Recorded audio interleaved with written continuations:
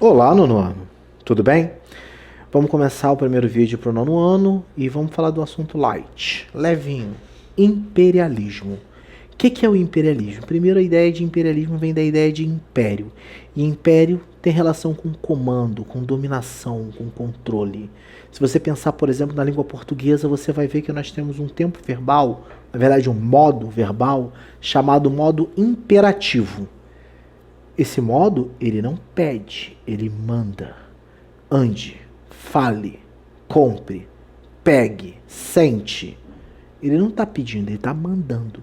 É um império, é um controle, é uma dominação. E é disso que se trata o imperialismo. Se trata de dominação. Dominação de um país sobre outro país. Então a gente não está falando de relação de uma pessoa com outra pessoa, a gente está falando de relação entre estados, entre países. Vamos deixar bem claro que o que a gente chama de imperialismo hoje é uma versão totalmente nova, totalmente diferente do que a gente viu no século XIX, XVIII, que é o que a gente vai começar a trabalhar aqui, e também é muito diferente do que a gente viu no século XVI e XVII. No século XVI e XVII a gente chamava de colonialismo. No século XIX, a gente chamou de neocolonialismo. Agora, no século XXI, a gente chama de globalização. São três elementos com a mesma raiz.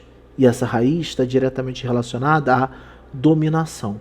Dominação de um Estado sobre outro Estado, de país sobre país.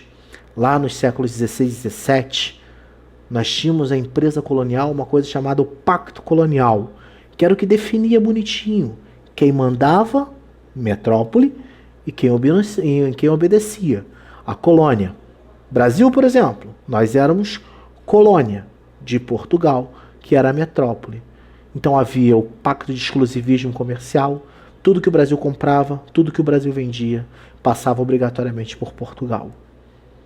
Mas isso não significa que essa dinâmica não se reproduzia, por exemplo, entre Portugal e Inglaterra, onde você tinha já uma versão próxima do que nós teremos no século XIX, que é o imperialismo, onde Portugal e Inglaterra estavam numa relação de dominação econômica.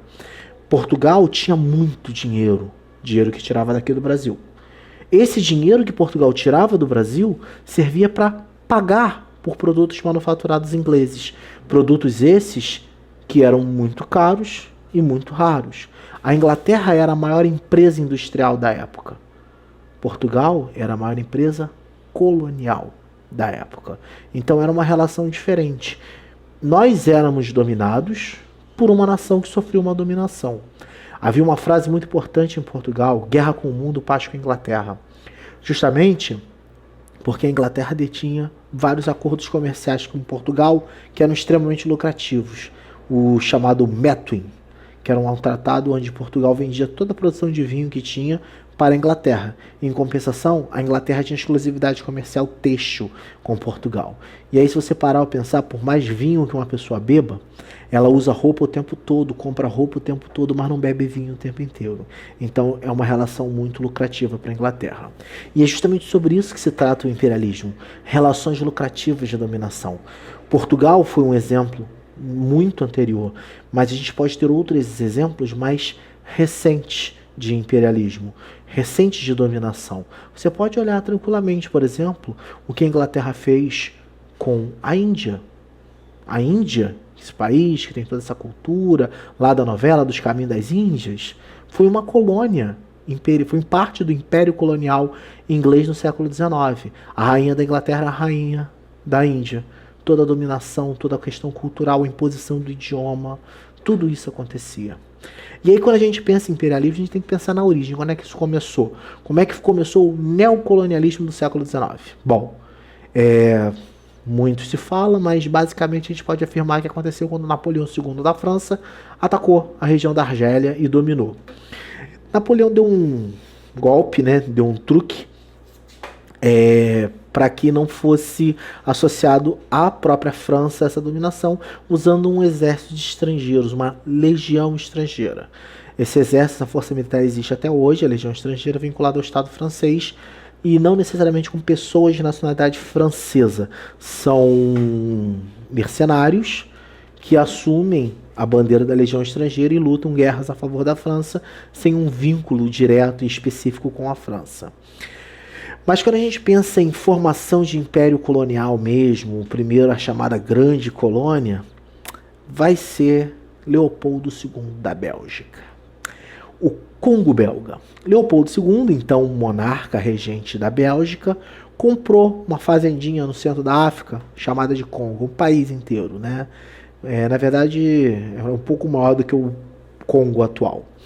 E era uma fazendinha dele, né, onde ele torturava, matava e explorava de trabalhos forçados as pessoas que lá viviam, escravizando, matando, explorando e retirando riqueza da sua fazendinha pessoal. Só que dentro de uma lógica absolutista, na qual o Estado e o monarca são a mesma pessoa. Então, a fazendinha de Leopoldo II, esse crápula sanguinário que merece queimar no mármore do inferno, essa fazendinha do Leopoldo era a fazendinha da Bélgica, por isso que ele não era Congo de Leopoldo, era Congo belga.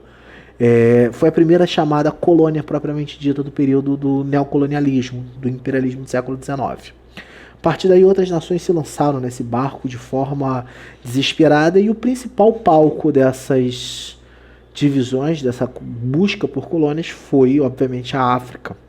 Em larga medida também a Ásia sofreu, China, Japão, toda essa região, Coreias, Vietnã, Laos, Camboja, Austrália, Nova Zelândia, todos esses países e regiões foram imperializados, né? Foram dominados nesse período pelos principais agentes do imperialismo. Inglaterra, França, Bélgica, Rússia, Portugal. Mas não só. Havia também um imperialismo diferenciado, imperialismo mais low profile, que é o imperialismo norte-americano, estadunidense.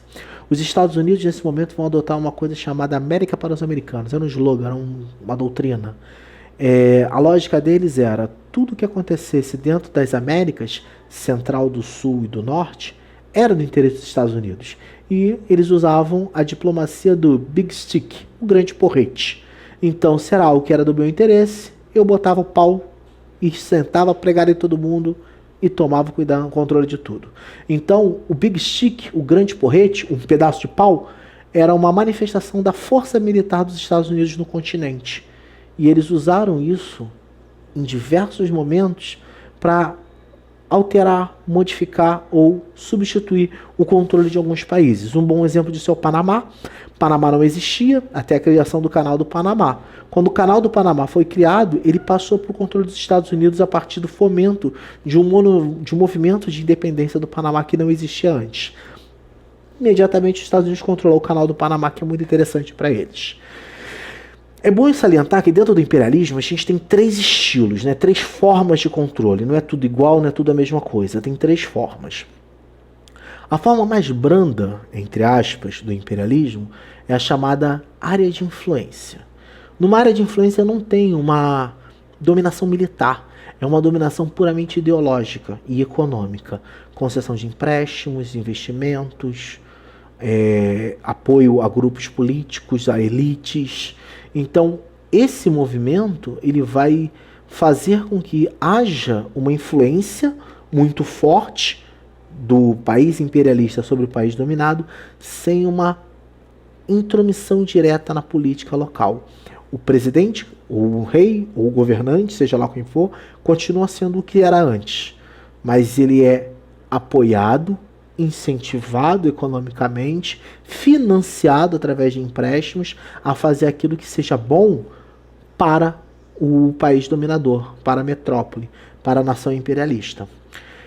Isso acontece através normalmente de investimentos, né? Construção de ferrovias, construção de estradas, indústrias.